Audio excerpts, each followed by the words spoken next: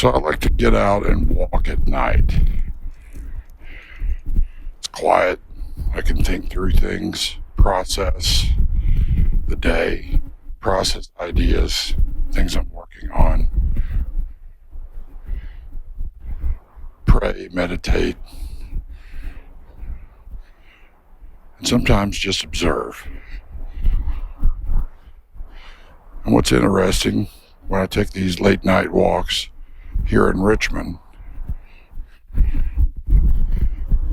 is how many people I see driving around completely obvious in their prowling about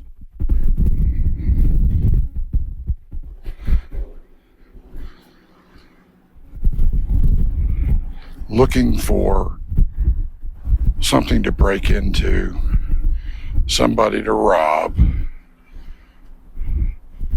somebody to screw over, until they realize that they're busted. It's almost a nightly thing here.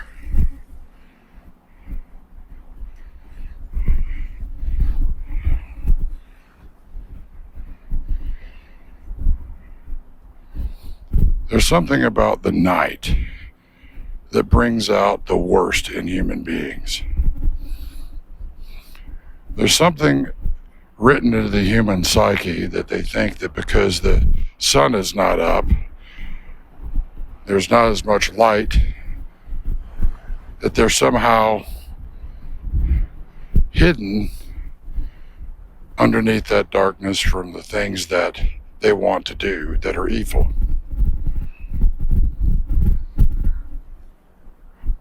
They're too stupid to realize that they're playing out a parable of a sort, and that parable, that storyline, that narrative is pointing to the fact that truth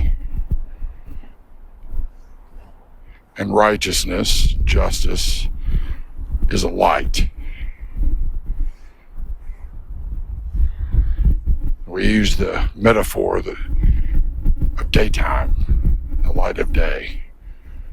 Things will be brought to the light of day. We'll find out when the daytime comes, when the sun rises.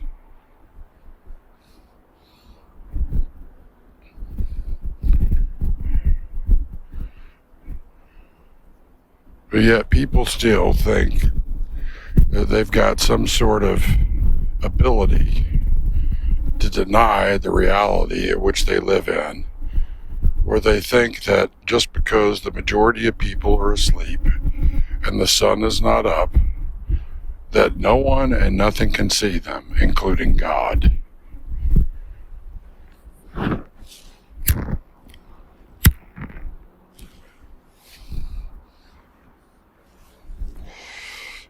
The people that do their evil during the day think the same thing, except they carry the night around in their own hearts and heads and the darkness thereof. But they're no different. They think because they can't see anybody watching or see God, that God doesn't see, and people can't see them. They're blind. They're in darkness for a reason. It's funny, just a few minutes ago, I chased off another carload of thugs looking to break into cars. I watched them go around the block, chased them off there, and then they came around thinking they were going to go up the street and hit another side, and I'm just walking. And this last time, I just pulled out my flashlight, my tack light, and put a big beam on them, and they hauled ass.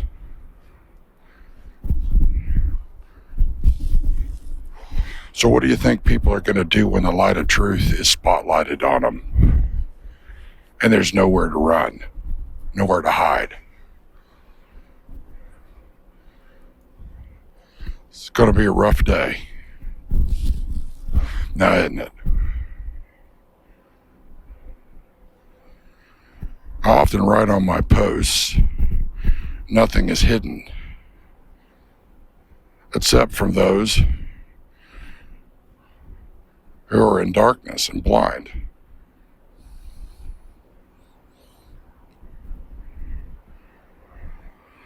And what I mean by blind, I mean cognitively, spiritually, and intellectually.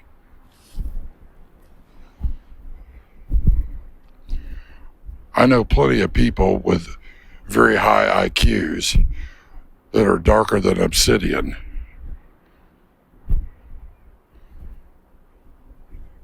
What do you think they'll do when the light's on them? Well, they'll be no different than those thugs driving around in that car when this tactical flashlight went on high beams and spotted them.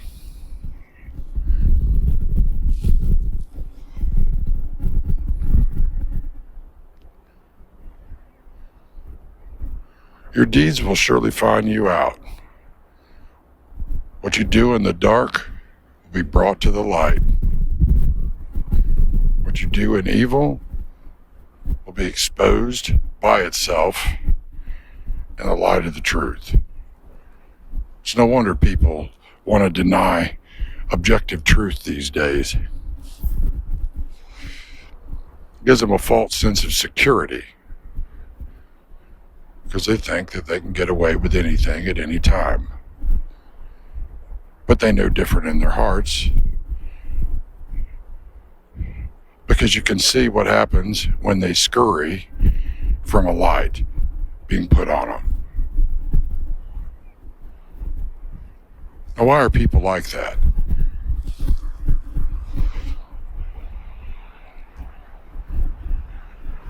Pride. It always does come down to that. Even in the middle of the night, a bunch of thugs looking to break into cars. It's always pride.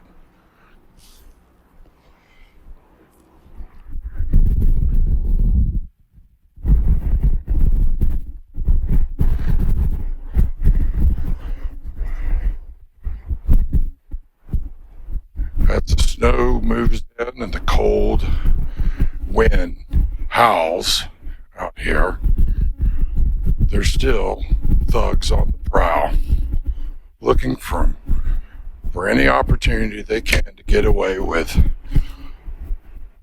plundering something and somebody in the middle of the night.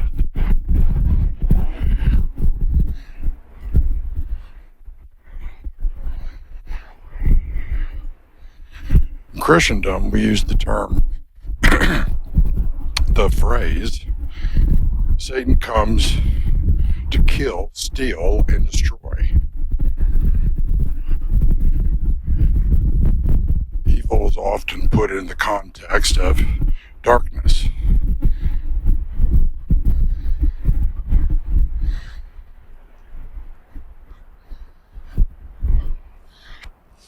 Why do you think that is?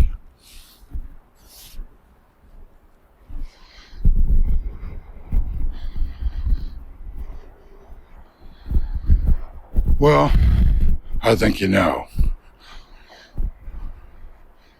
Even if some of you don't want to admit that being the case.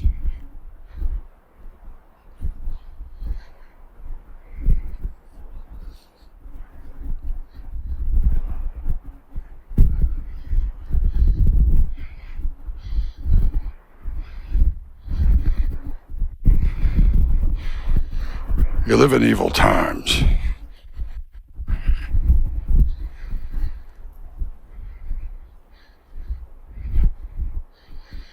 We live in times where people do what's right in their own eyes. Eyes darkened by the darkness inside of them. Blinded by their own pride. Driven by their own avarice and hubris. Marching and sometimes running to their own destruction.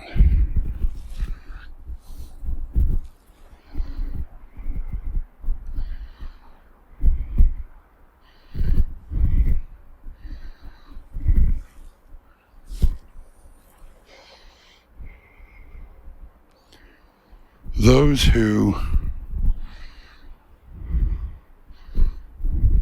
can't admit when they've done any wrong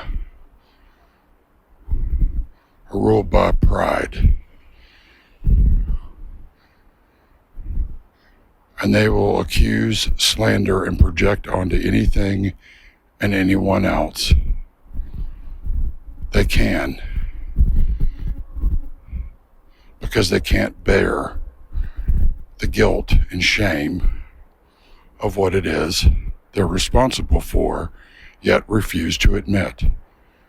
They're slaves to it. So the weight of it causes them to project it on others, thereby exposing them and what they've done, what they're doing, and what they plan to do.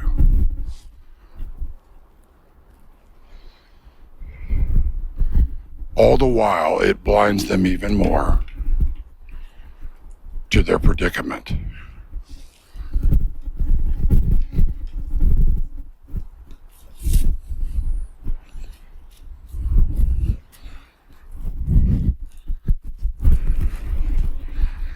Now think about that.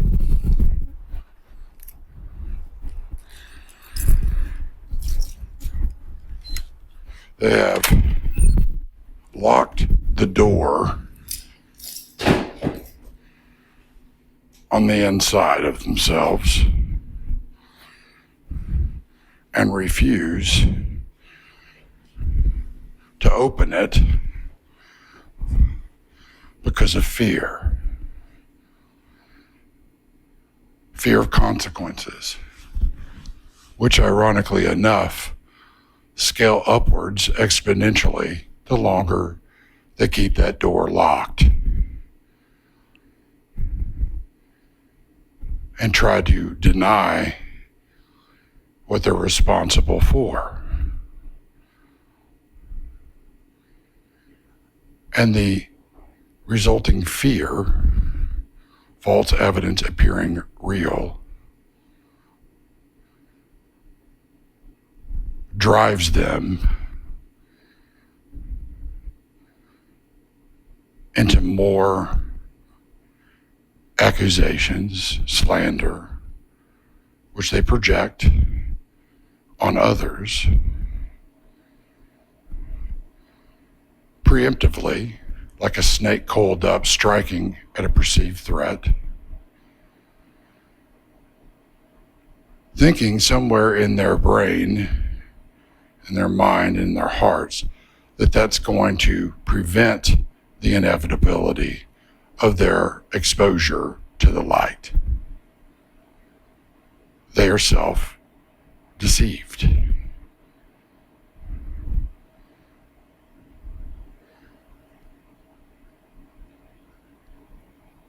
They cannot see the fact that they are themselves their own worst enemy. And they are exposing themselves with every accusation, with every attempt to slander others and destroy others and their projections on others, creating the very conditions which ultimately will bring them down.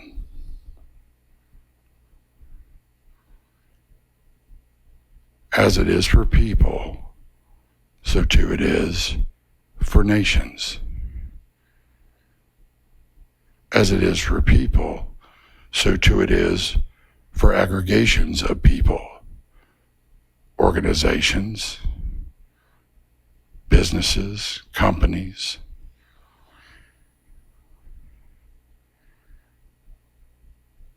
You name it. It works up and down the chain.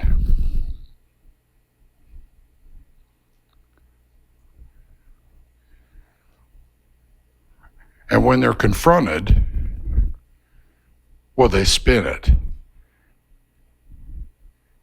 And they go on the attack even more, like wild animals, like wild beasts of the field.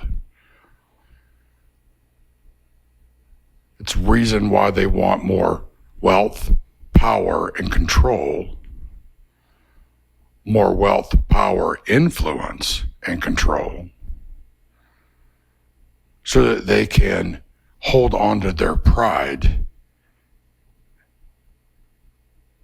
and keep anything or anyone or group of people, for that matter, or nations, from exposing what they are, which is a lie.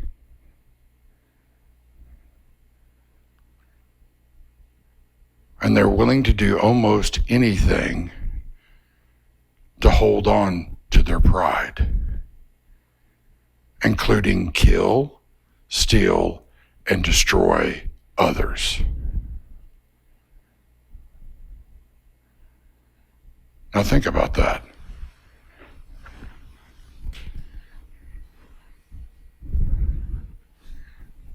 And you wonder why there's murder, crime, all kinds of evils in the world and suffering. And you wonder why there's wars and conflict, broken promises, why there is destruction, and why human history proves this to be the case, as much as individual histories of people, places, and things.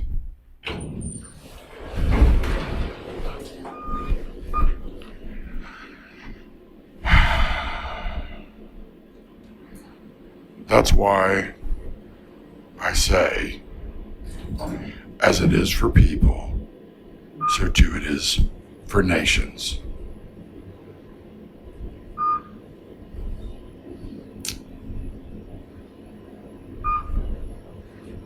As I'm going up, a lot of them are falling down. Isn't that the way it always works, though? Pride comes before a fall, and the humble and the willing, those who are willing to learn from their mistakes and admit them, are raised up.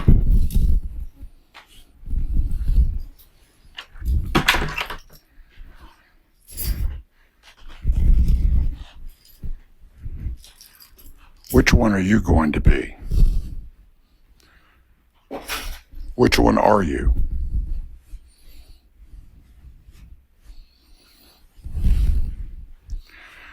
Now that's the real question. Now, isn't it? And if you're honest for a moment with yourself, you already know, now don't you? You've already made that decision. You're just playing it out now, aren't you?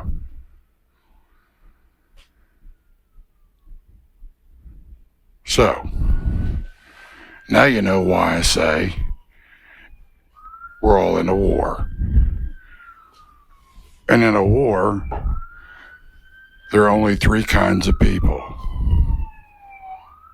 soldiers, prisoners, and casualties. So when you want to blame others for the things that you do, or you want to blame God for the things that you do, clearly you haven't learned the lesson, and clearly you don't know who God is, because God is not a liar, but he is just.